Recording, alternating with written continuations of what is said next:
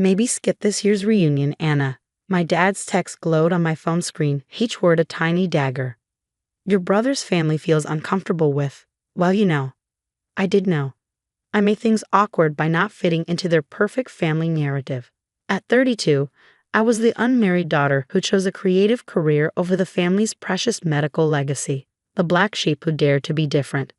Your mother and I think it's best, another text followed, just until things settled down. We don't want any tension during the photos. I stared at my reflection in my apartment window, the Seattle skyline twinkling behind me. 5 years ago, their words would have crushed me. Now, I felt something different, a mix of amusement and satisfaction. If they only knew what I'd been working on this past year. Okay, Dad, I understand completely, I replied, watching 3 dots dance as he typed his response. That's my girl, always sensible. We'll FaceTime you during the reunion. I smiled, thinking about the manuscript sitting on my desk, the one that had just been accepted by one of the biggest publishing houses in the country, the one that would be released exactly 2 days before our family reunion. My phone buzzed again, this time from my brother James. Hey sis, no hard feelings about the reunion, right? Karen just thinks it's better if we keep things harmonious. The kids are at an impressionable age. Karen, my sister-in-law, the perfect doctor's wife who'd given my parents the perfect grandchildren and maintained the perfect family image. The same Karen who'd spent years making subtle digs about my hobby writing and my alternative lifestyle choices. No hard feelings, I texted back. I'm actually quite busy that weekend anyway. Busy was an understatement. I'd be on a national morning show discussing my book, a memoir about growing up in a family obsessed with appearances, about breaking free from toxic expectations, and about finding success on your own terms. My editor had called it brutally honest and refreshingly real. The advance reviews were already creating buzz in literary circles. A stunning debut that peels back the layers of family dysfunction with surgical precision, one critic wrote. The irony of that medical metaphor wasn't lost on me. I walked to my desk, running my fingers over the final proof copy, The Perfect Image, a memoir of breaking free by Anna Chin. My family didn't know I'd been writing it. They didn't know about the book deal, the upcoming publicity tour, or the film rights already being discussed. They'd spent so long dismissing my writing as a hobby, they'd never bothered to ask what I was working on. Even when I quit my corporate job last year to focus on my writing, they just sighed and asked when I was going to get serious about my life. My phone lit up with a message from my mother. Anna, dear, I know you're disappointed about the reunion, but try to understand. Your choices, they just don't align with our family values. Maybe if you follow the path we laid out for you. I left her message unread. Instead, I opened my laptop to check the morning show schedule. I'd be on right after the weather report, prime viewing time. The same time my family usually had their morning coffee. The same coffee shop where Karen held court every morning with other doctors' wives, the TV always on in the background. The same time my parents religiously watched their morning news while preparing for their day at the hospital. My phone buzzed again. This time it was my agent. Advance copies are being sent to major reviewers tomorrow. Your family hasn't gotten wind of this yet. No, I replied. They're too busy planning their perfect family reunion. Well, they're in for quite a surprise. The publisher wants to push up the release date by a day. That okay? I thought about my family gathering, about the carefully orchestrated photos they plan, about Karen's smug smile as she played the perfect daughter-in-law. Perfect, I typed back. Absolutely perfect. I poured myself a glass of wine and walked to my window, watching the sunset paint the sky in brilliant oranges and pinks. In just a few weeks, everything would change.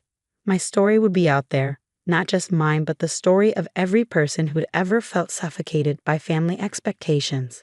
My phone buzzed one final time. A group text from Karen to the family. Just finalized the reunion schedule.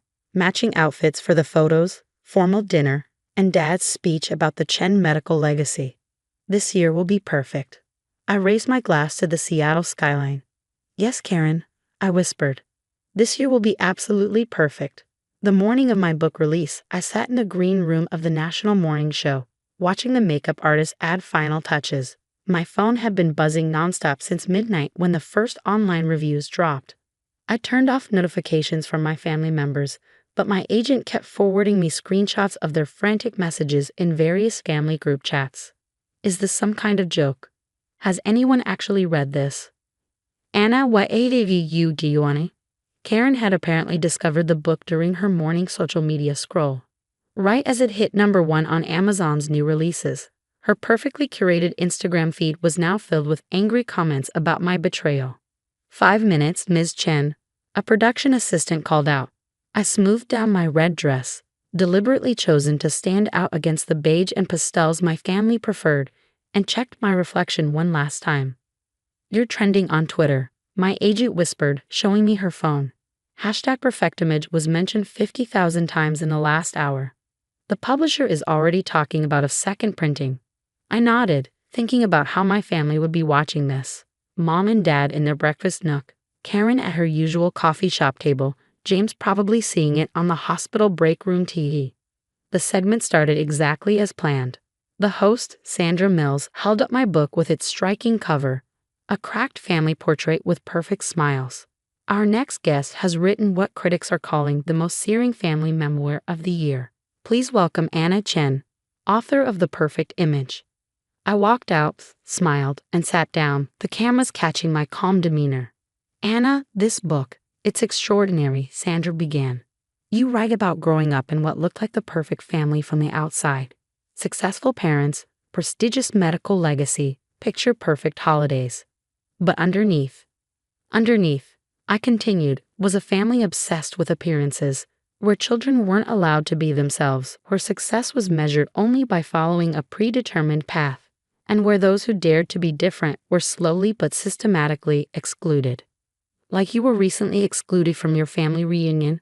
I smiled, knowing this would hit home. Yes, exactly like that. I was told I made things awkward by not fitting their perfect image. My career choice, my lifestyle, my refusal to pretend, it all threatened their carefully constructed facade. And they don't know you're here today. They didn't know about the book until this morning. They spent so long dismissing my writing as a hobby that they never bothered to ask what I was working on. It's actually quite symbolic of our entire relationship, their refusal to see me as I am, rather than who they wanted me to be. The interview continued, each question allowing me to dismantle the perfect image my family had maintained for decades, not with anger or bitterness, but with calm clarity and undeniable truth. Your brother's wife features prominently in the book, Sandra noted. You describe her as the ultimate enforcer of family perfection. Karen represents everything our family values: conformity, appearances, social status. She's not the villain of the story, she's just another player in a system that prioritizes image over authenticity. My phone vibrated in my pocket. A text from James. Do you have any idea what you've done to Karen? She's crying in Starbucks. I ignored it as Sandra held up the book again. There's a particularly powerful chapter about your decision to leave medicine for writing. Yes, I nodded. My parents had my future planned since birth: follow them into medicine, marry the right person, have the right children, maintain the legacy. When I chose writing instead, they treated it as a personal betrayal. They never once asked if I was happy, only how it would look to their friends. By the time the segment ended, my social media following had doubled. The publisher called. They were rushing more copies to stores to meet demand. My agent was fielding calls from talk shows and book clubs. But it was the text from my mother that caught my attention. Your father and I are very disappointed. We raised you better than this. The reunion is in 2 days. How could you embarrass us like this? I typed back. I'm not embarrassing you, Mom. I'm just telling my truth. The truth you never wanted to hear. Then came Karen's message. You've ruined everything. The country club mothers are all talking about it. How am I supposed to show my face at the reunion now? I smiled, thinking about the reunion. The carefully planned photos would now have a very different meaning. The speeches about family legacy would ring hollow. The perfect image they'd worked so hard to maintain had cracked, revealing the truth underneath. My agent touched my arm. Ready for the bookstore signing? There's already a line around the block. I stood up, gathering my things. You know what's funny? I said. They excluded me from the reunion because I made things awkward. Now I've made things more than awkward. I've made them real. As we walked out, my phone lit up with one final message, this time from James. Mom and Dad are talking about canceling the reunion. Karen's threatening to leave town. What exactly was your endgame here, Anna? I typed back 3 words. just being authentic. Then I walked out to meet my readers, leaving the perfect image behind. The day of the family reunion arrived with a thunderstorm, nature providing the perfect backdrop to the chaos I created. My social media was flooded with messages from readers sharing their own stories of breaking free from family expectations. The book had hit #1 on the New York Times bestseller list, and my publisher had already secured a deal for a second book. I sat in my apartment, watching the rain against my window, when my phone rang. It was my grandmother, the only family member I hadn't written about in the book. She'd always been different, quietly supporting my choices while maintaining peace with the rest of the family. "The house is in absolute turmoil," she said, amusement clear in her voice. "Your mother's locked herself in her room, Karen's threatened to move to another state, and your father keeps muttering about damage control. But I have to tell you something, Anna." I held my breath, waiting for disappointment or criticism. "I'm proud of you," she continued. "Someone needed to crack that perfect facade. We've all been suffocating under it for too long." Tears welled up in my eyes. "You're not angry about the book?" "Angry? Darling, I bought 10 copies and gave them to my bridge club. We've been discussing it all week." Margaret Johnson finally admitted her son's business trip was actually rehab. It started quite a revolution among the country club set. I laughed, imagining the ripple effect throughout their social circle. Then my grandmother's tone turned serious. "They're still having the reunion, you know. Your mother refuses to cancel, says it would only confirm everything you wrote. But it's different now. The perfect image is shattered, and they don't know how to handle it." "Are they still taking the formal photos?" "Oh yes, but now everyone knows they're just for show. Your cousin Emily actually refused to wear the matching outfit Karen picked out. Said your book inspired her to be authentic." Just then, my phone buzzed with a text from James. "This is your last chance, Anna. Come to the reunion, apologize to everyone. Tell the media it was all exaggerated. We can fix this." I showed grandmother the message and she sighed. "They still don't get it, do they? This was never about destroying the family. It was about being honest about who we really are." "Exactly," I replied. "I don't want to destroy anything. I just want to be accepted for who I am, not who they want me to be." "Well," grandmother said, "why don't you show them?" 3 hours later, I stood outside my parents' house, my grandmother beside me. The reunion was in full swing, though from the tension visible through the windows, it was hardly the perfect gathering they planned. I knocked on the door. The conversation inside stopped abruptly. My father opened it, his face a mix of anger and shock. "Anna, you weren't invited." "Actually," my grandmother stepped forward, "I invited her. This is a family reunion, isn't it? And last I checked, Anna is family." We walked in to find everyone frozen in place. Karen stood by the fireplace, clutching her wine glass like a shield. James hovered uncertainly between us, while my mother sat rigid in her chair, her perfect posture a defense mechanism. "I brought something," I said, placing a package on the coffee table. "Advanced copies of the second printing. I signed them for everyone." "More accusations?" Karen's voice was sharp. "No," I replied calmly, "the same truth, but with a new chapter. About how breaking free doesn't mean breaking apart. About how real family survives even when the perfect image doesn't." My mother stood up. "You humiliated us. Everyone's talking about it." "People were always talking, Mom. The difference is now they're being honest. Like Margaret Johnson discussing her son's rehab. Like cousin Emily choosing her own clothes. Like me, writing my truth." "Your truth?" My father scoffed. "What about our truth?" "Dad, your truth was suffocating everyone. Look around. Has maintaining the perfect image made anyone actually happy?" The room fell silent. James looked at Karen, who was now staring into her wine glass. My mother's perfectly maintained smile wavered. "I didn't write the book to hurt you," I continued. "I wrote it because pretending to be perfect was hurting all of us. And look what happened. The book resonated because so many people were suffocating under their own perfect images."